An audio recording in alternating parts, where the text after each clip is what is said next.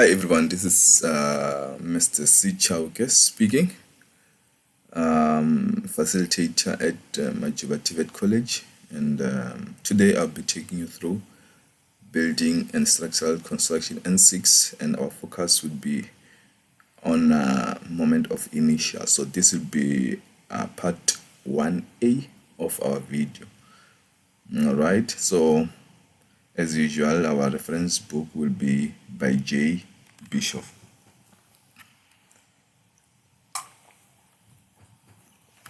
So now, I took a problem from your book. It's an exercise taken from a book, of course. It says figure shows or figure below shows a vertical section through a built-up steel beam. So there's a figure there. You've got a channel, and you've got your I section. So it says the figure shows a vertical section through a built-up steel beam, and we are required to calculate the position of the centroid, required to calculate the moment of inertia, the maximum moment of resistance if the maximum bending stress is 165.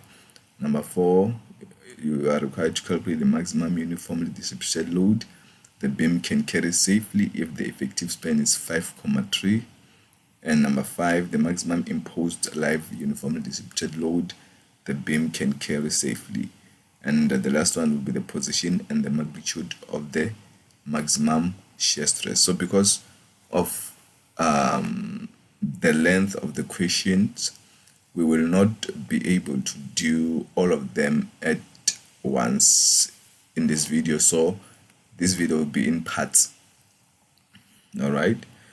So now, so this is structure as I showed you, but I've made a nice one here just to illustrate certain things.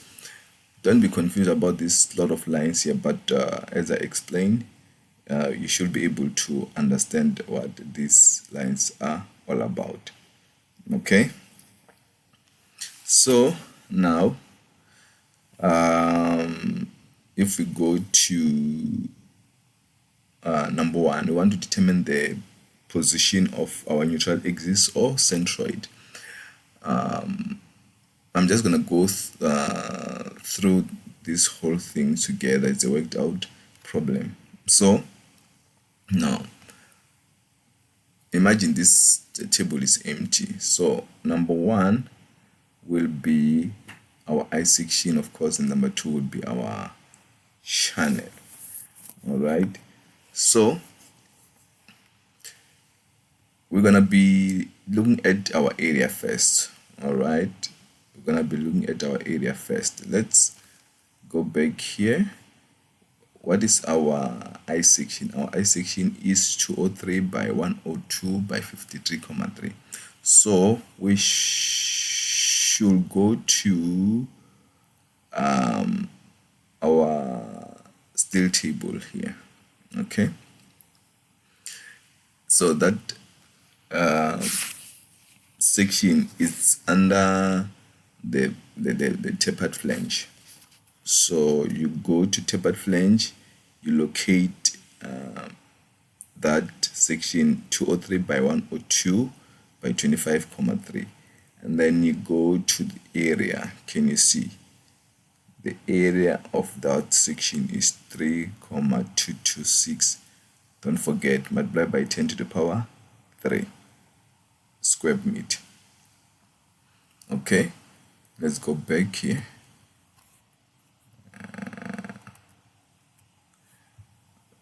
Can you see? Here is our area for our I section. And then let's look at the area for our channel. Our channel is 108. It's 180 by 70 by 22. So we have to go to our steel section there. Look for channel. Here is our channels. Okay, 180 by 70 by 22. All right, and then we go all the way to the area. What is the area now? Is 2.797 multiplied by 10 to the power minus 3. Okay, so now we go back to our problem. Now that we have that, we can now add these two areas, and what are we getting? We're going to get 6,023 multiplied by 10 to the power minus 3. All right, so this is our total area.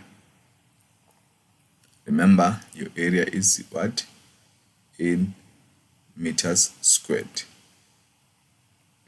Right, so this one is straightforward for many students.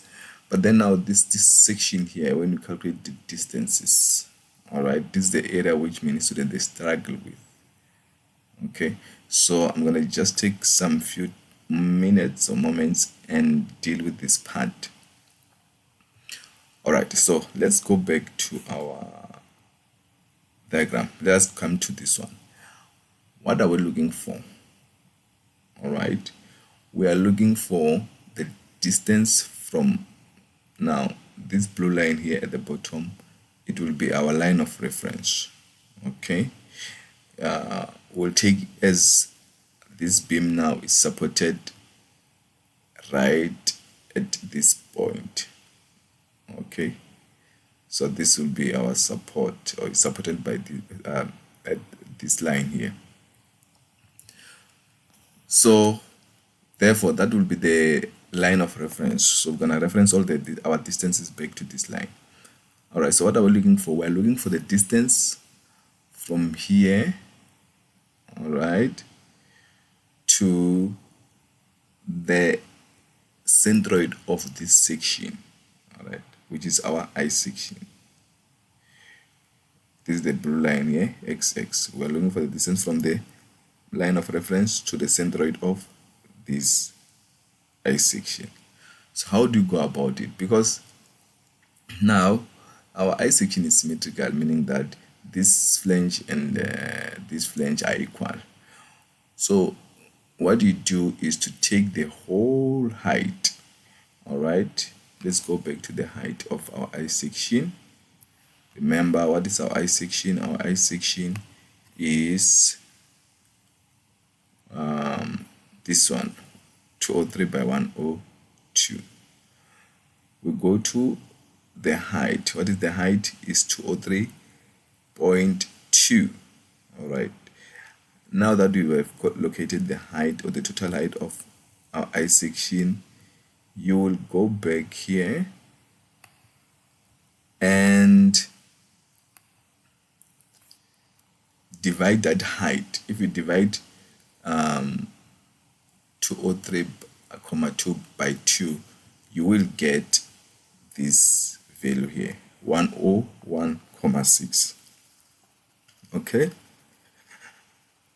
now that we have this 101.6, this will be the centroid of this section, all right, on its own. We also have to locate the centroid of the channel, all right, and from there it's then that the centroid of the compound beam, the combined centroid. So the centroid of our channel here, because our channel now is, when it is in this position, it is not symmetrical, if you can see. So you've got the YY and the XX. Okay, let me show you something here.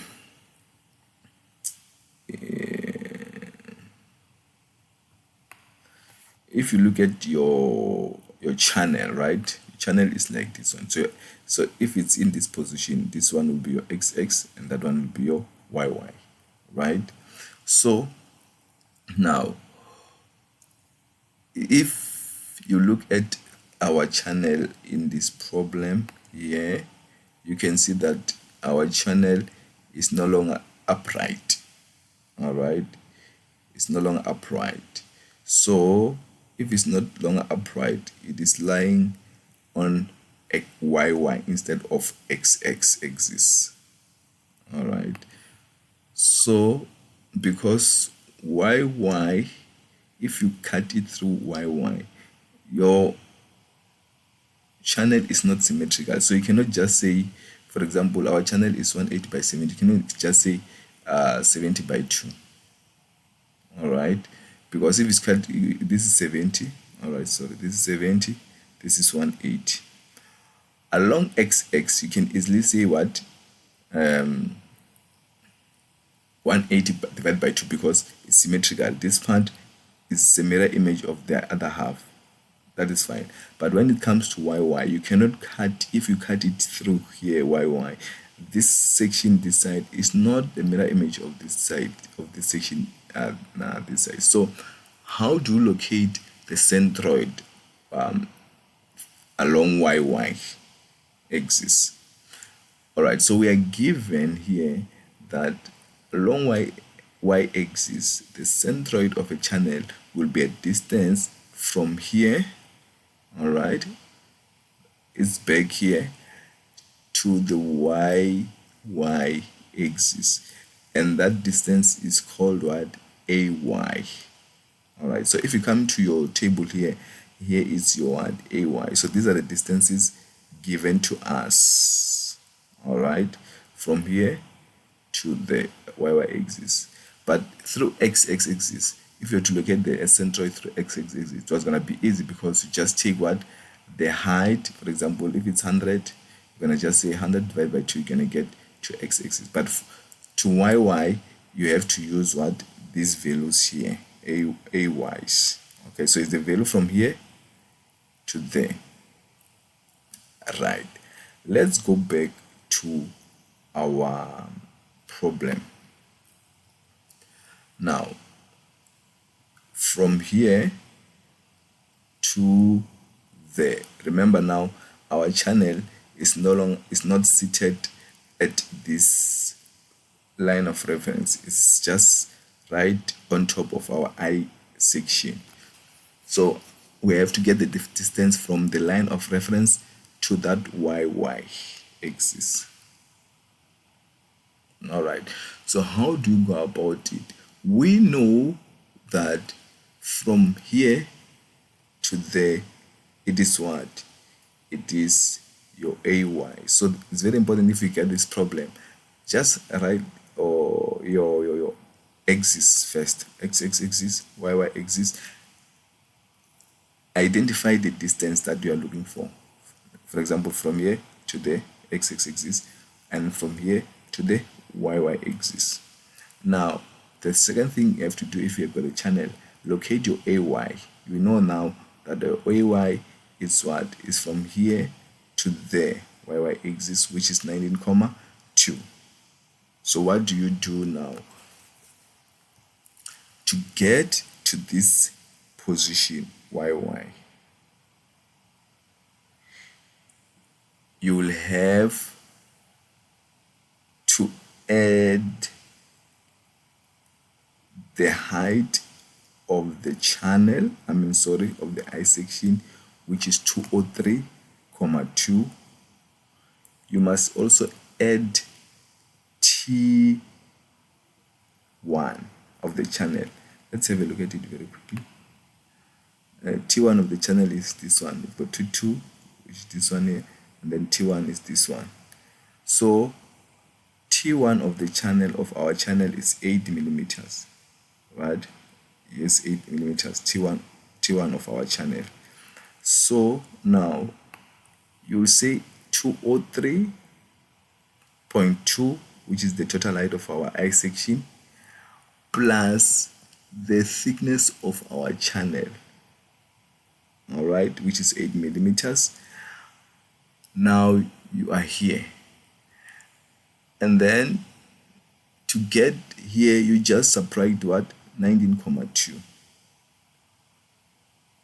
All right, again, let me repeat. It's 203,2. That's the total height of the channel of the I section, plus 8 millimeters, which is the thickness of the channel. Now you are here, Now you want to go down to this I to what to this YY, and then that's when you'll say 19 minus 19 comma 2. All right, and then you'll get 192 millimeters. So that is the position of our neutral axis or for the channel in relation to this line of reference here. All right, then now you can, so this is 192. So remember your values must be in millimeters, so you're gonna divide your values by 1,000, so to get them to meters. All right, from millimeters to meters. And then you do the last part here. You just say area multiplied by d, you get this one here, 3,274 multiplied 10 to the power 4, and then you say again 2.797 multiplied 10 to the power minus 3 times this one, 0,192, you'll get 5,370 multiplied 10 to the power minus 4, and then you get the total. All right, and then you use this formula to calculate what the position of the neutral axis, which is sum of AD, which is this one here, divided by what? By the total area, which is this one, and then you get 0,144. All right, but it's actually 143.5, so just rounding it off millimeters. All right, so that is where you get this height. From here to there, this is the green line now represent the neutral axis, or the distance of your neutral axis from the line of reference. That is 144. Okay, so that's about it for now. Let's just pause this video, or let's just end the video here, and we'll continue with the second part of the question.